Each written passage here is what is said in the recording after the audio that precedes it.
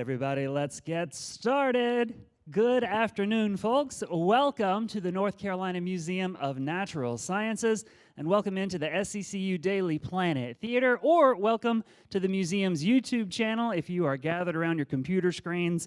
We're glad that you are here as well for the Lunchtime Discovery Series. We take this opportunity most Wednesdays at noon to gather here around the glow of our YouTube screens or inside the museum to meet interesting people who are doing interesting work out there in the worlds of science, nature, the environment, conservation, and beyond. And today we're going to do just that. Now, of course, this is the first program of the new year, so Happy New Year, everybody. Thanks for being here. We've got an exciting month of programs within the Lunchtime Discovery Series planned for you. And, of course, as always, the year looks incredible for opportunities to learn and engage in science, nature, education, and the environment. And here at the museum, we create lots of those opportunities. This lecture series is actually a joint effort between us here at the museum and the North Carolina Office of Environmental Education. The folks who run that office within the Department of Environmental Quality actually do the incredible work of finding those interesting people and then convincing them to come up into the museum here in downtown Raleigh or to join us on Zoom for these amazing presentations. So much thanks to the folks in the Office of Environmental Education within the Department of Environmental Quality. They do good work.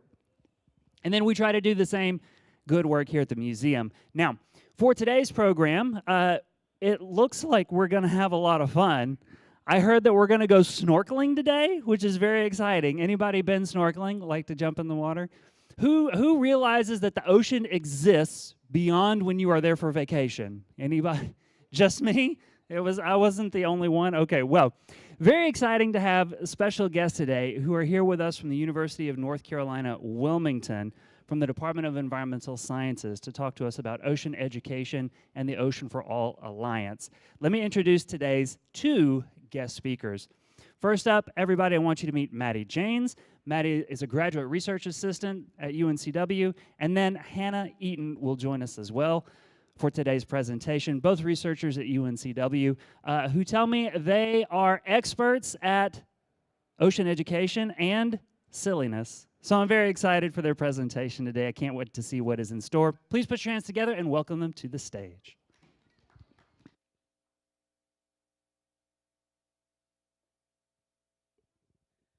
Hello, everyone, and welcome, welcome. Good to see so many wonderful faces.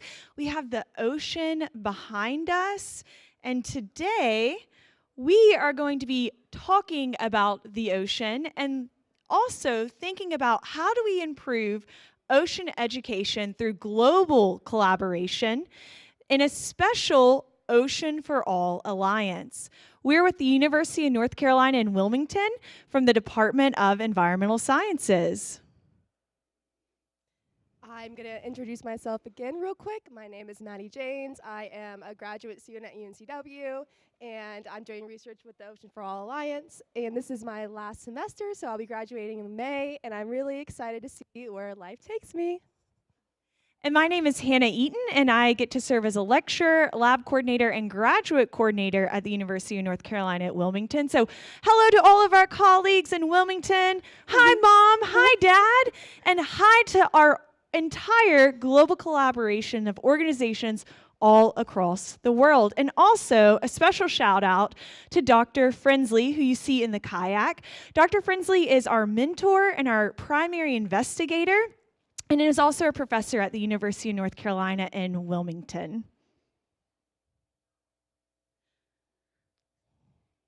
So today, we're going to take a global journey across the ocean. So we need you to make sure you have your plane tickets in hand. I see, yep. And you can only take a check bag, okay? Check bags only, no carry-ons, we don't have the space. And what we're going to do is we're going to visit all of our members of the Ocean for All Alliance. And if you look at the map, we are there in North Carolina, but we have our organizations located all across the world. We have organizations in South Africa, we have organizations in Argentina, and in Ecuador. And that includes mainland Ecuador and the province of the Galapagos Islands. Now, if you look at the map, they're really far distances apart, but they're all connected by the ocean through our wonderful coastlines. And with this connection, they also share some similar values, and we're going to talk a little bit about those values today. But these locations, all over the world, they are very remote. And so when we talk about those locations, we want you to imagine if you're working in Ecuador, if you're working in Argentina, South Africa, and then how you're going to talk with all of those members across the globe and talk with us located here in North Carolina. So, Maddy, what do some of these organizations have in common?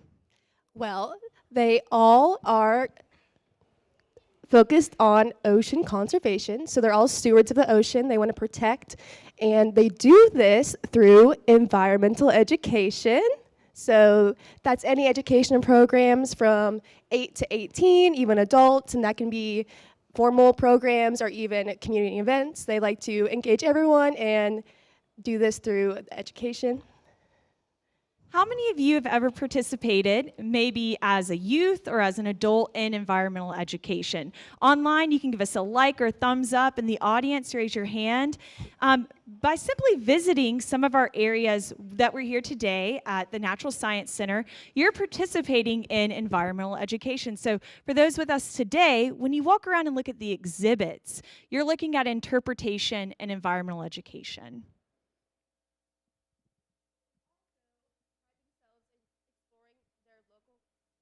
Empowering their local communities.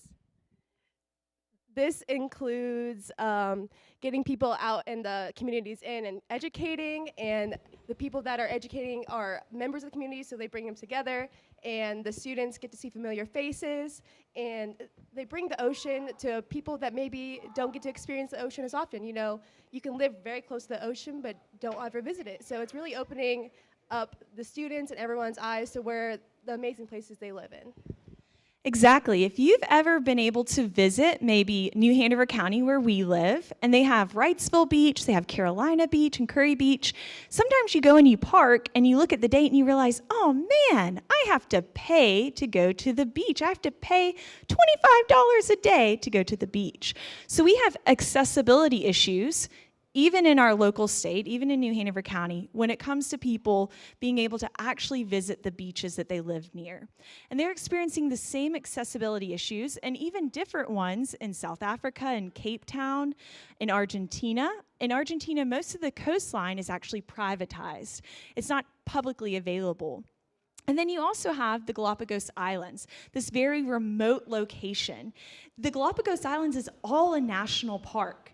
And so when people live in like Santa Cruz and they grow up in this beautifully biodiverse and unique area, they might not have the availability or the time or the access to these coastlines, because you have to have a guide to visit some of these areas in the Galapagos, even if you were born and raised there. So think about accessibility and the relevance of even us being accessible to our oceans here. Now think of that on a global scale. So they want to empower these local communities. So we have organizations, and this is a map and some of those organizations that we get to work with. So they're located in these remote areas. They want to conserve the ocean through environmental education. And they formed this Ocean for All Alliance to empower these communities, to bring them resources, and also these communities wanted a desire for learning to continue.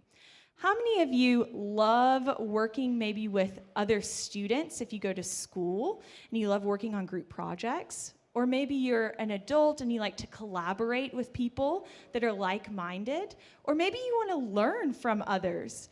That's exactly why this organization was created. The Ocean for All Alliance was created to bring in like-minded people to conserve our ocean through learning, empowerment, and improvement.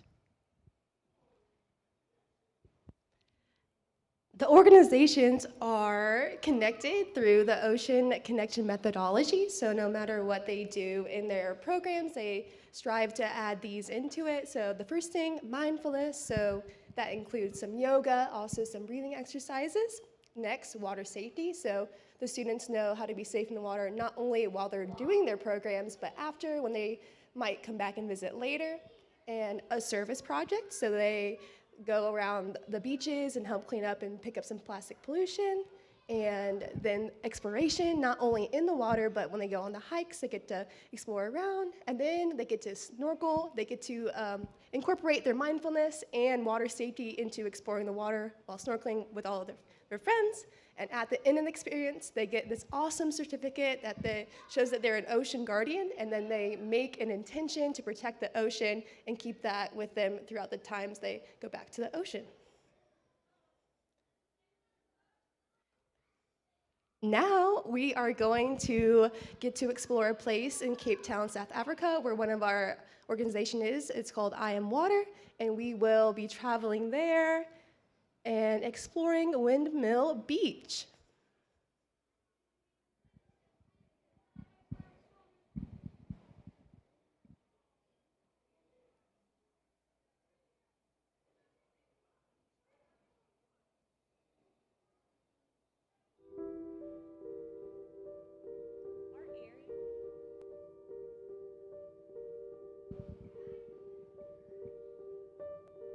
Whether they're in Cape Town, South Africa, maybe on mainland Ecuador or the Galapagos, a lot of these programs are happening in marine protected areas.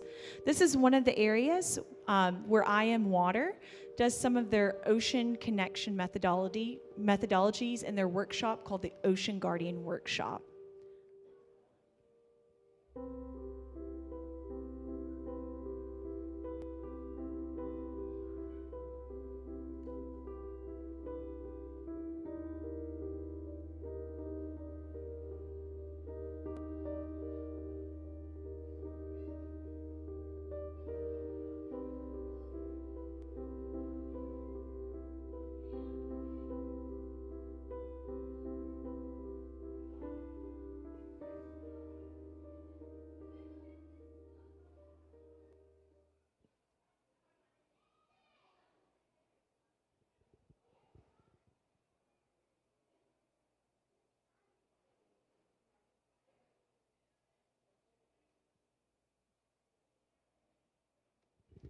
So you've just landed in Cape Town, South Africa, and you and your classmates are getting to visit Windmill Beach as part of this Ocean Connection methodology and the Ocean Guardian Workshop. And you get off the bus, you still have on your uniform, you're looking around at the ocean where we just got to visit virtually, and you might be feeling a little nervous. You might be out of your comfort zone.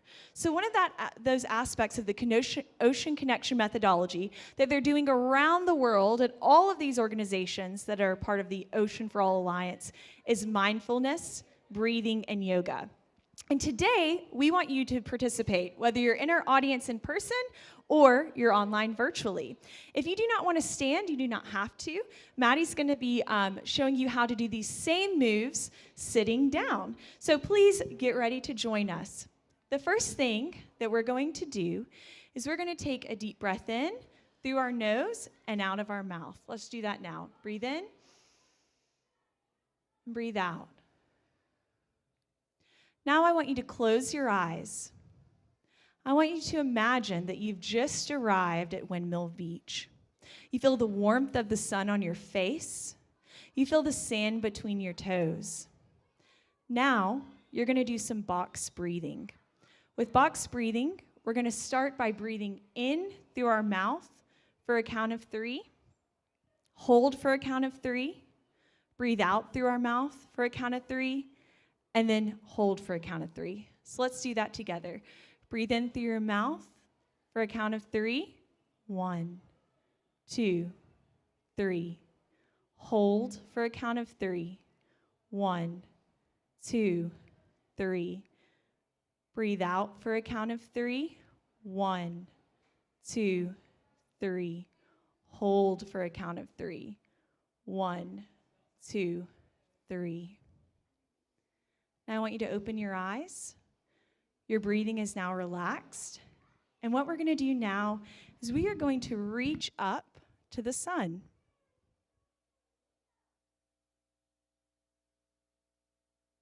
Try to stretch as high as you can and reach up towards the sun. One of the wonderful creatures that we'll get to see is a starfish. So now let's spread our arms wide. And if you're standing, you can spread your legs wide. And now we are a four-armed starfish.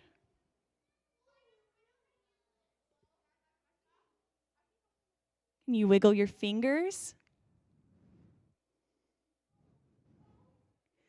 All right, let's bring them back to our side.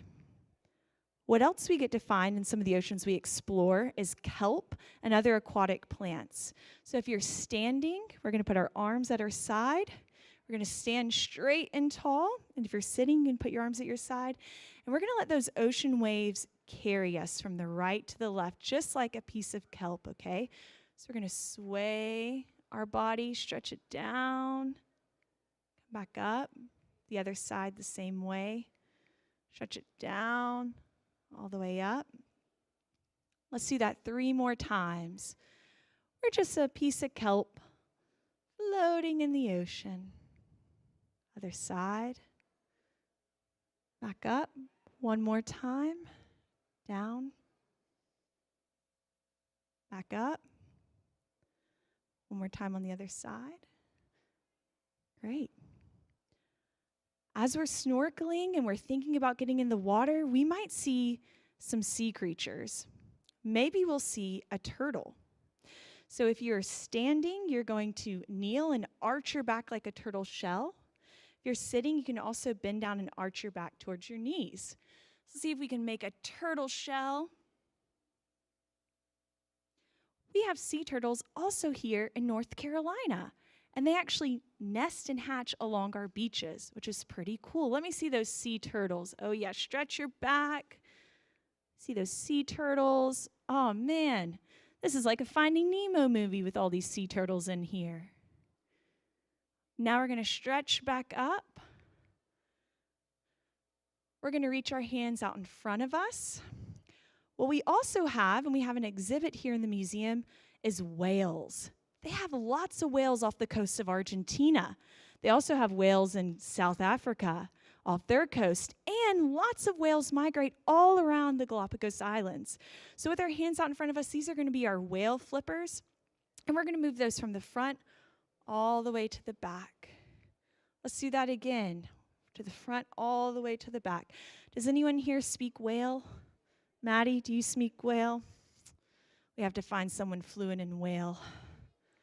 You think you can? I bet you can. Now we're going to put our flippers to our sides. We're going to do that box breathing once again. So we're going to breathe in through our mouth and out through our mouth, okay? And this is important as we get through some of our other activities for today. So breathe in through your mouth for a count of 3. 1, 2, 3. Hold for a count of 3. 1, 2, 3. Breathe out for a count of 3. 1, 2, 3. And hold for a count of 3. 1, 2, 3. Thank you guys so much in person and online for participating in this mindfulness exercise. Mindfulness, yoga, and breathing have been really essential in getting a lot of the youth and even adults that come to these programs to overcome their fear of the ocean and to calm their minds and bodies down, to get them ready to experience something they might have not have ever experienced before.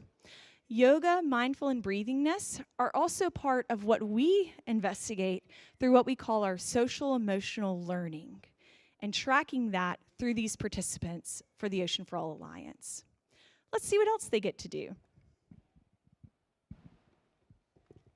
Now we get to do our beach cleanup, and you guys get to participate with us. So you can look around the room, and we have some water bottles hidden under some chairs.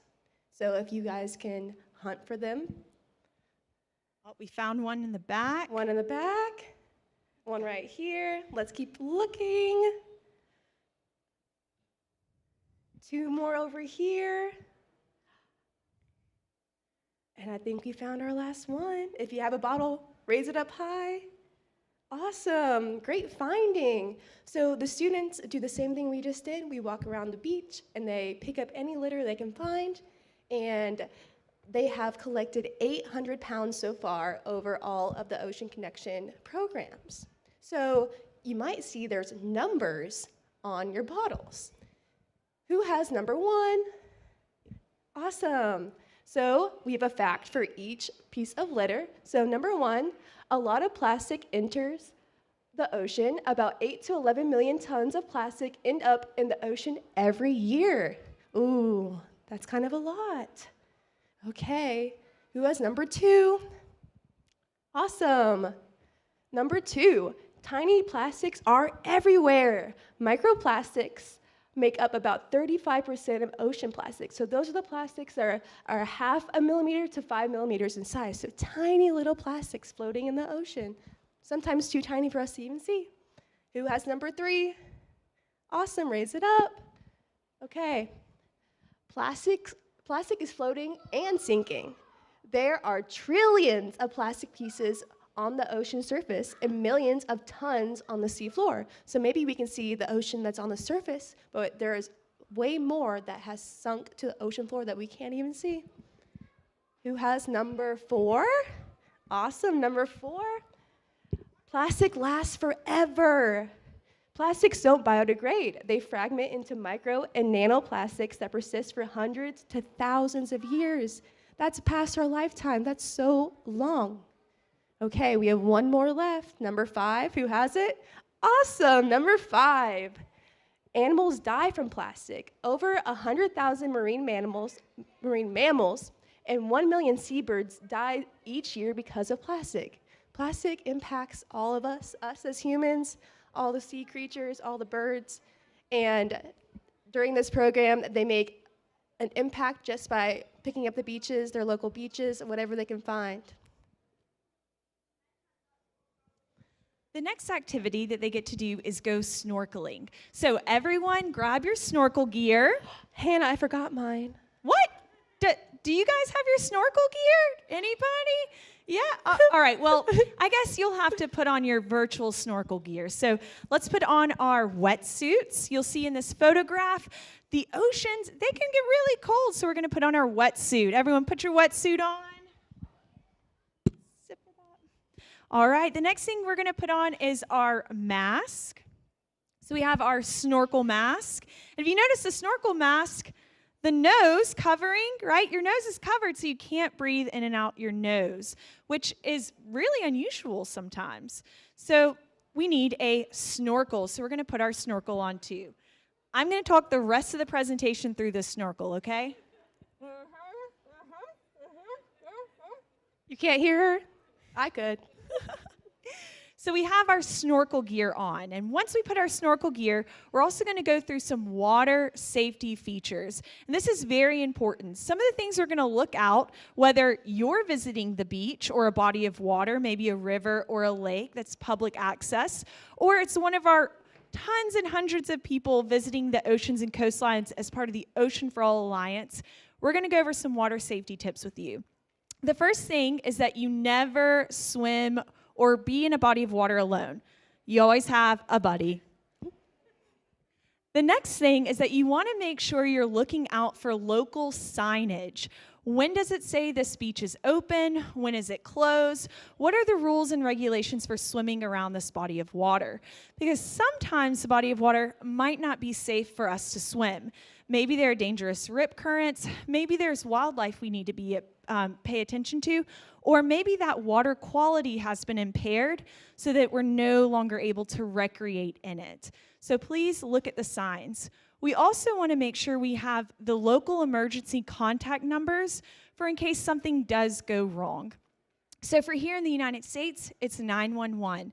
Please make sure you practice those water safety skills and are prepared before you go into the water. For all of our Ocean Connection workshops with the Ocean for All Alliance, you'll notice these awesome, colorful, and floral buoys. And these buoys able the participants and a local coach to go out and to hold on to these buoys and enter the water. If they're doing programming for 1 day or for 2 days, they always make sure that they go to a public access or marine protected area so that it doesn't have a lot of boats around that are causing a lot of waves. Because a lot of our youth that participate in these programs do not know how to swim. These programs aren't teaching them how to swim, they're teaching them how to be safe in the water. And they also teach them how to be respectful to others in the water and to wildlife in the water as well. So they go through a lot of water safety training before their toes even touch the water. Then they grab to the buoy, they have on their snorkel gear, and they're ready to explore the ocean below. Are you guys ready?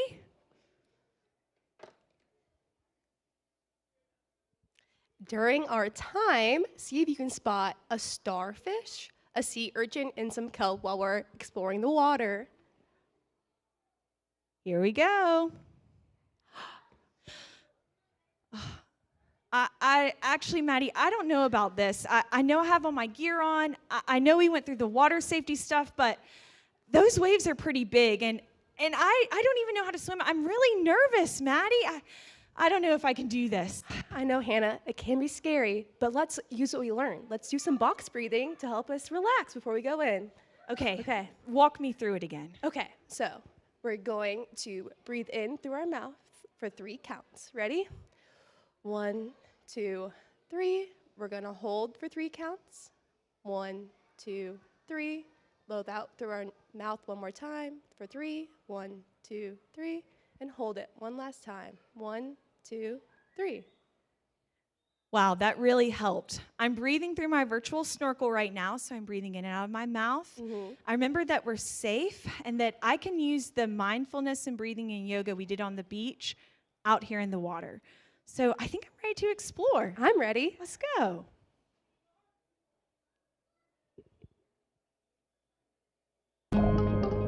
We are on the coast at Miller's Point in Cape Town, South Africa. This is another site that they run these ocean guardian workshops through the Ocean for All Alliance. If you see a starfish, kelp, or a sea urchin, feel free to call it out.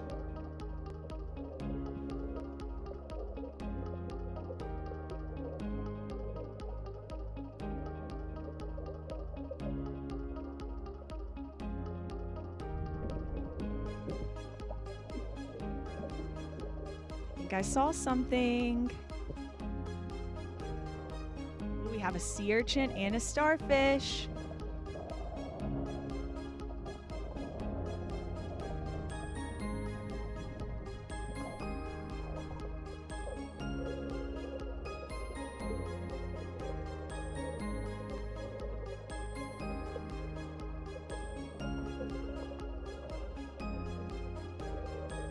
See some more starfish and some more sea urchin.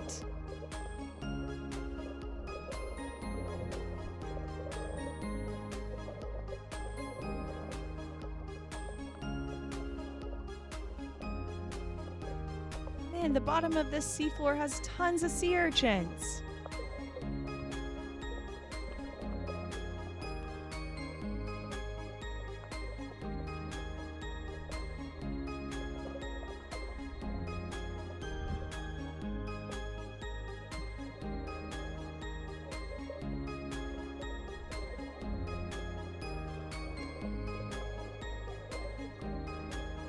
What's that stuff, Maddie? I've never seen a plant like that. I don't know, maybe it might be some kelp? There are definitely kelp forests located off the coast of Cape Town, South Africa, and the students get to snorkel through these kelp forests.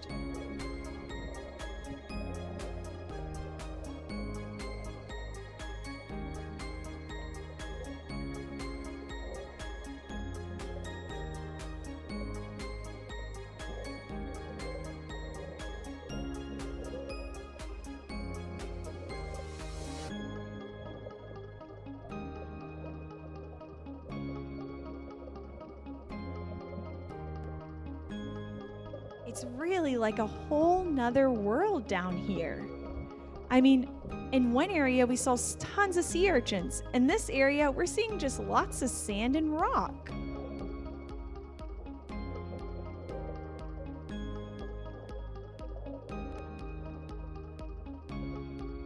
We see little fish and minnows, and as part of ocean conservation in these marine protected areas, they're vital nurseries and hatcheries for a lot of marine life.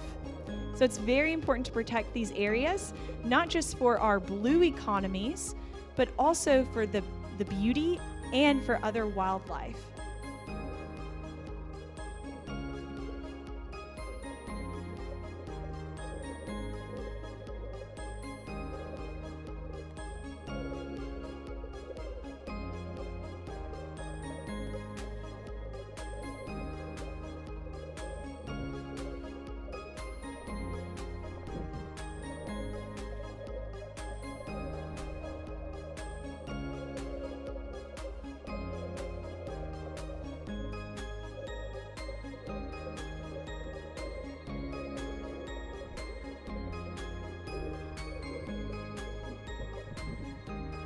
I love how the kelp sways in the water. That reminds me of maybe something we did earlier in our mindfulness.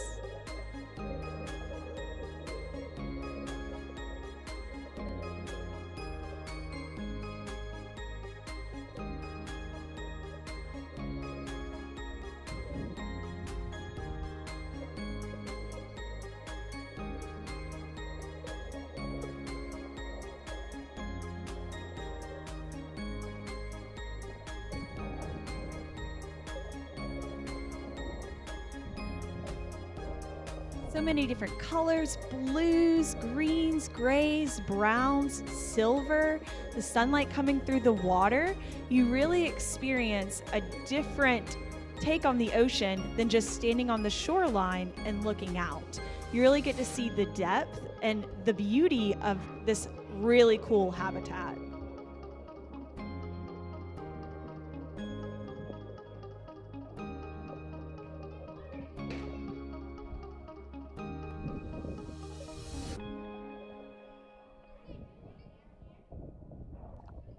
Wow, that was so much fun. I really enjoyed snorkeling.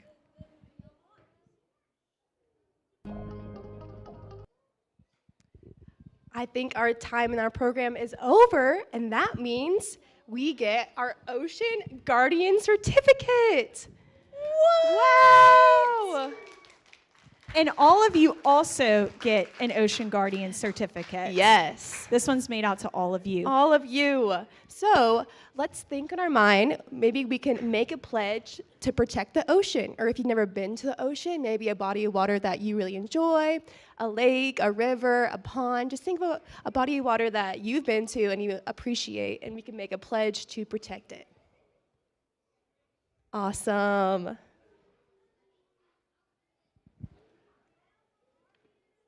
So let's do a little poll. Let's clap, and maybe if you're online, maybe you can give us a thumbs up. If after experiencing just some, and right, we did this virtual, just some of these activities that you plan on protecting the ocean. Let's give a clap. How many of you? Let's hear a clap out there.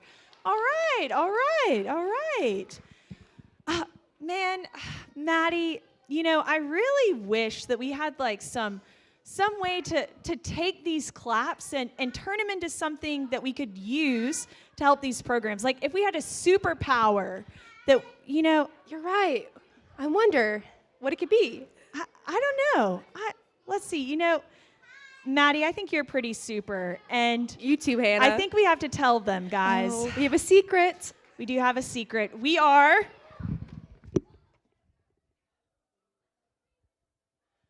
dun to da dun.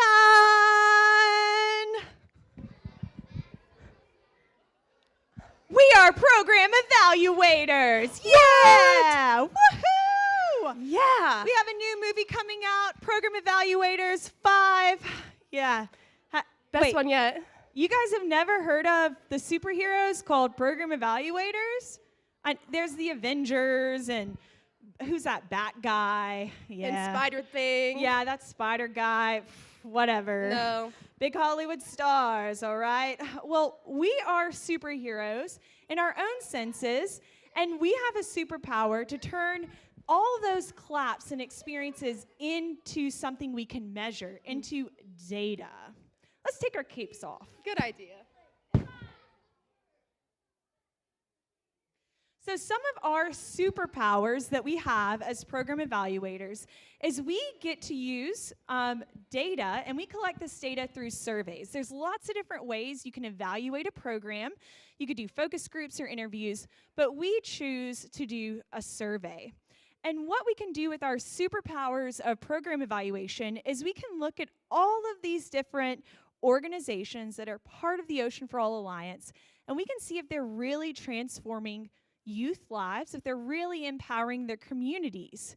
And this can help us with assessing where they need improvements, where they're doing really well, what are their strengths.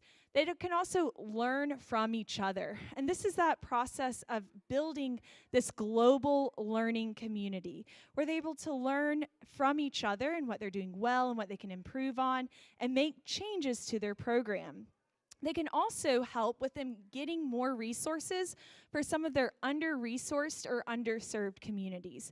Things like extra snorkels or buoys, or even advertising to their local governments to making changes to policies and laws to really protect the ocean. So that's what we can use our program evaluation power to do, is inform so that everyone can learn.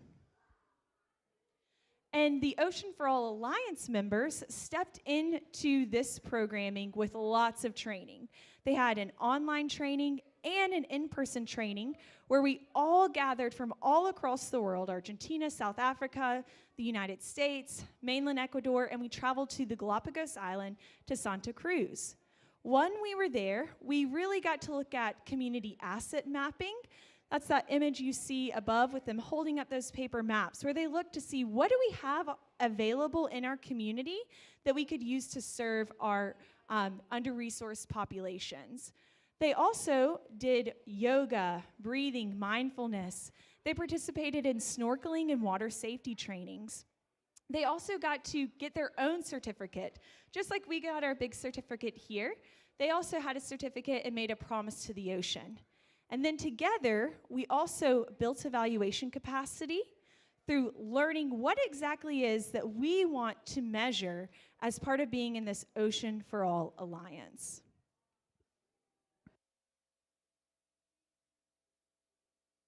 Building evaluation capacity starts with communication. So we use a lot of free online platforms to get to know what the organizations are feeling about evaluations, because this could be very new to them, so we wanted to know how they felt about it. And of course, we use Padlet, which is kind of what you see on the screen right now. It's like sticky notes. We ask questions, and they are free to answer in however they want, so we know what their feelings are. And we utilize Zoom, so we could just meet face-to-face throughout all these different time zones in different countries to really get to hear what they think and collaborate together. Through these trainings and through our Zoom meetings and our Padlets and our platforms, and also through reading literature, research and scientific literature, and also looking at surveys that had already been developed, we decided that we were going to measure these specific outcomes.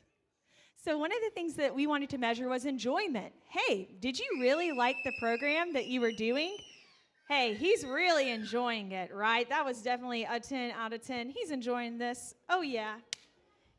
We also looked at ocean resiliency, right? We looked at seeing how are they learning about how climate change and human impact is affecting their coastline and how they can adapt and improve. Now, all of these outcomes we didn't just develop on our own, right? We looked at existing surveys, we looked at existing literature, and we also got feedback from all of these organizations that have very different languages or different dialects of Spanish, different cultures, right? We're working with people in Ecuador, Argentina, and South Africa. So they had buy-in, and they helped us come up with these definitions. So it made it very relevant to the programs and the youth and adults that they were serving.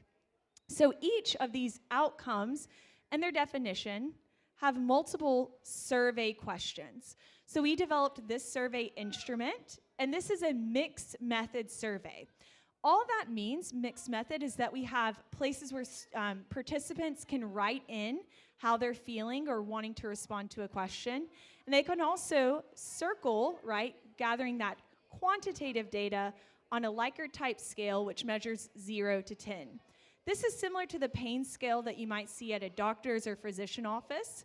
So 0 meaning no change at all, to a 10 meaning absolute positive change in my life.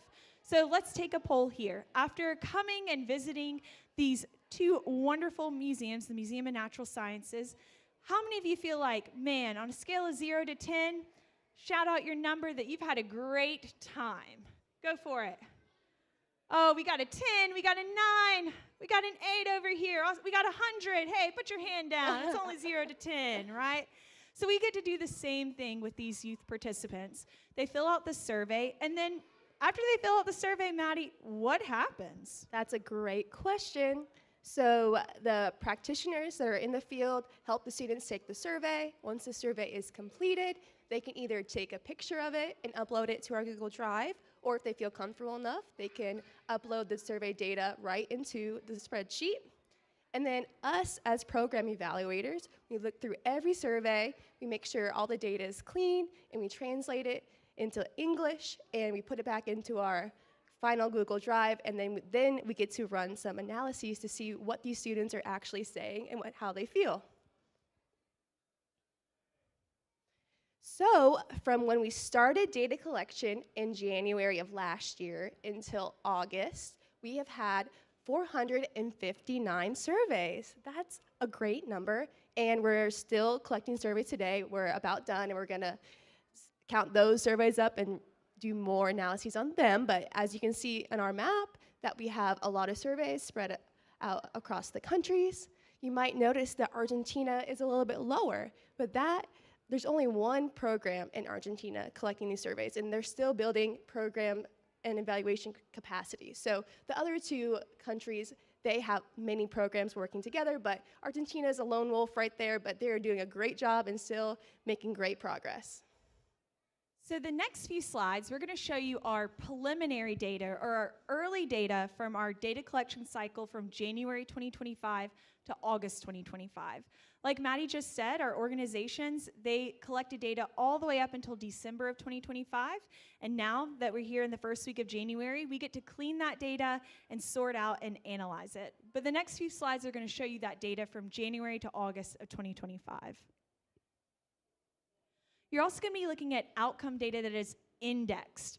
Index outcomes, what does that mean? Well, you see at the top, you have those definitions and those outcomes that we showed you at the beginning. Remember, they were enjoyment, ocean resiliency.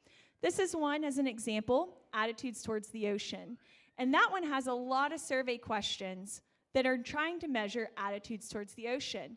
And we indexed it, we ran some analysis, and we said all of those survey items are measuring one thing that we're going to call the attitudes towards the ocean index. So the next slide, you're going to see the index scores for each of the countries that are participating.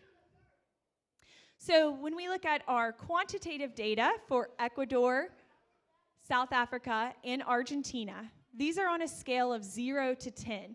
So 0 means no change at all, and 10 means this was life-changing.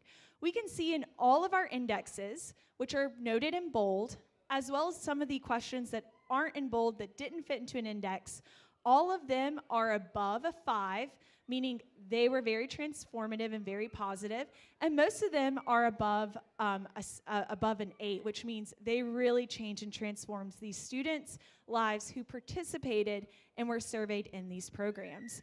If we just take a look, right, at ocean learning and resiliency, we see an 8.62 out of 10.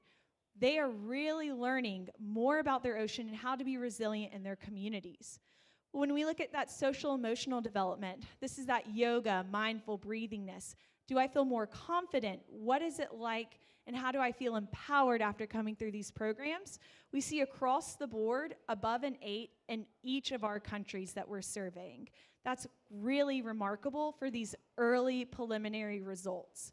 We can't wait to share our final results after we do all of our data analysis and collection in January. But sometimes what's really important isn't the numbers, but what they say. Maddie, what is this qualitative data saying?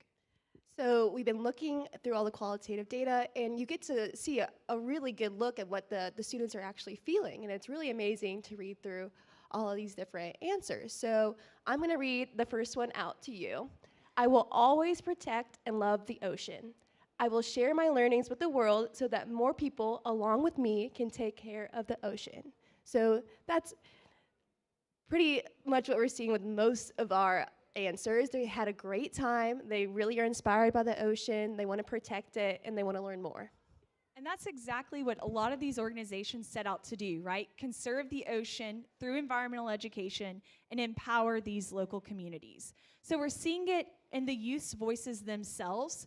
These are two quotes from organizations that are in mainland Ecuador and the Galapagos. By participating in the Ocean for All Alliance, our members are also able to meet with us virtually through Zoom. And we have these collaborative learning meetings where we all get on Zoom and we get to share all the great things that are happening and also things that we want to learn. We have about 30-minute breakout sessions because we do have a variety of languages. And so we provide that translation so that they're able to talk to each other. Because for instance, in Ecuador, we have people in mainland Ecuador and the Galapagos Islands.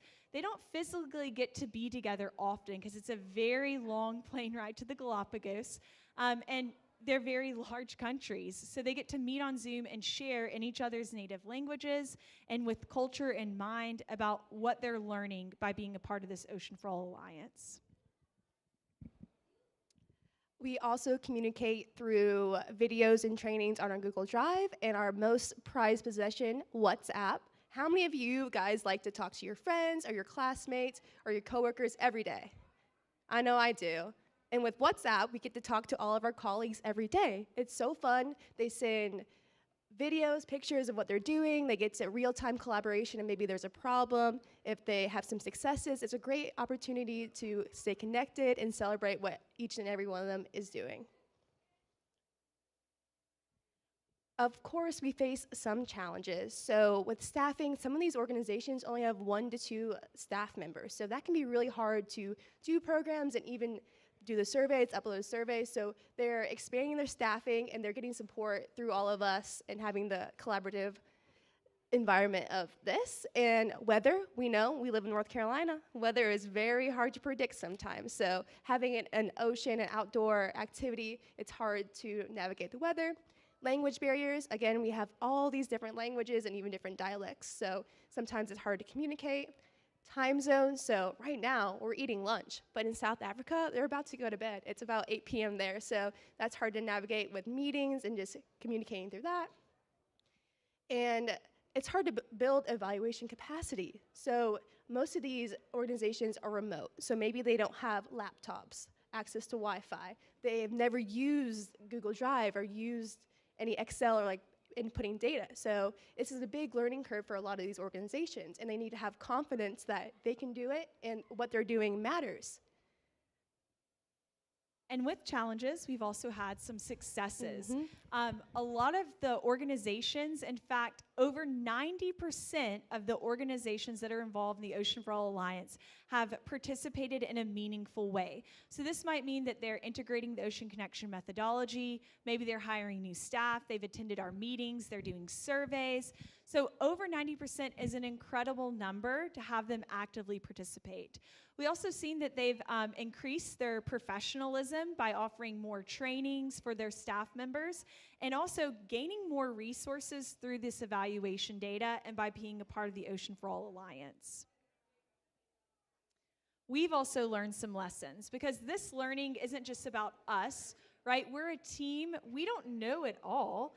And we want to learn from them. So we've learned some lessons as far as benefiting from effective communication through WhatsApp and Zoom and Padlet and email, always being available because we are in lots of different time zones, and also creating surveys that are culturally relevant to the participants that are taking them.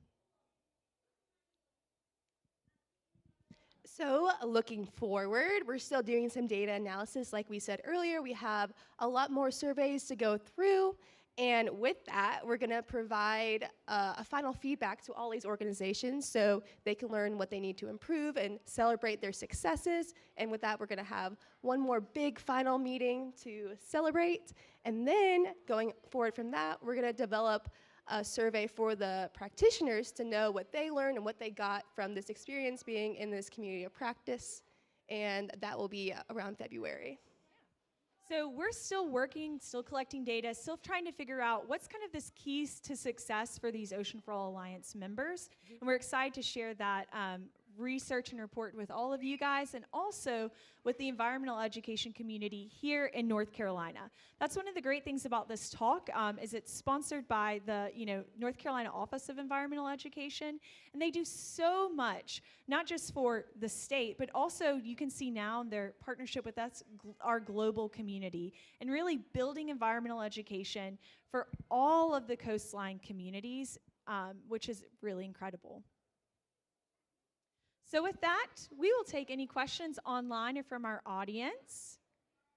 And thank you guys so much. If you want to get in touch with us, we have our email. And if you want to learn more about the Ocean for All Alliance, definitely check out their QR code. We'll have that displayed after questions. Thank you guys so much. Let's give them a round of applause. Thank you very much. Amazing job. Well done. If you've got questions for our guests and you're here in the room, excellent job. Raise your hand. I'll actually bring you a microphone. That'll way everybody in the room can hear.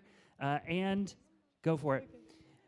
If you're up on the balconies, just wave down at me if you've got questions you want to ask. And then you can yell at me, and then we'll repeat the questions. That way everybody watching online can hear as well.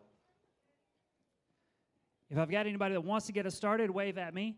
Otherwise, I am curious about how these different places around the planet perceive ocean and ocean education to begin with. Like, where are you starting from? And are there cultural differences in the way they think about the ocean when they begin these programs between, North Carolina and South Africa? Yeah, great question. So kind of two different questions, but a similar answer. So when we first were looking for organizations that wanted to be a part of the Ocean for All Alliance, they could be running youth or adult programs. We just needed them to have a passion for the ocean and a willingness to step in and to grow. So through all of these coastlines, most of their organizational leaders, they're non-for-profit organizations, and they're really viewing the ocean as a global, right? We're not having the Atlantic Ocean and the Pacific Ocean. It's all one ocean, and it's all connected. And the things we do here in North Carolina impact the oceans and the coastlines in Ecuador and the Galapagos, which also impact the coastlines over in Argentina. So they're very global mindseted and one ocean. That's why it's the Ocean for All Alliance. With these organizations, they're very small. As Maddy said, some of these organizations only have 1 or 2 staff members in total, and they're leading these youth programs, right?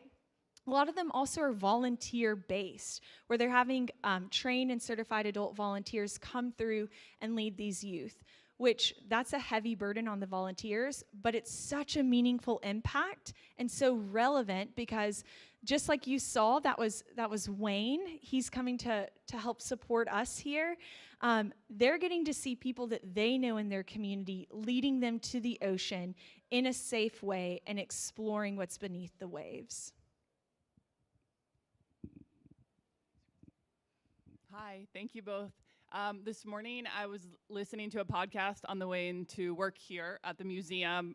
It was by the North American Association for Environmental Education, and the speaker was talking about how it's really important that the youth have multiple touch points over a period of time with a trusted adult to help them develop into an adult who is going to be mindful of nature and of environmental issues, and was wondering if you guys have any expectations for your sites in terms of how many contacts there are with an individual youth over time.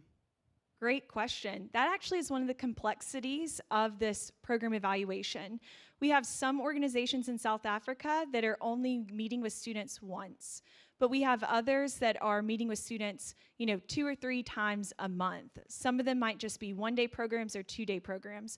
So it brings a complexity into our evaluation process, and that's one of the things we're interested to see is it having multiple contacts with these students in a 1 to 2 day period, or is it multiple contacts over a series of months? And that's one of the complexities and one of the things that we're investigating. Yeah.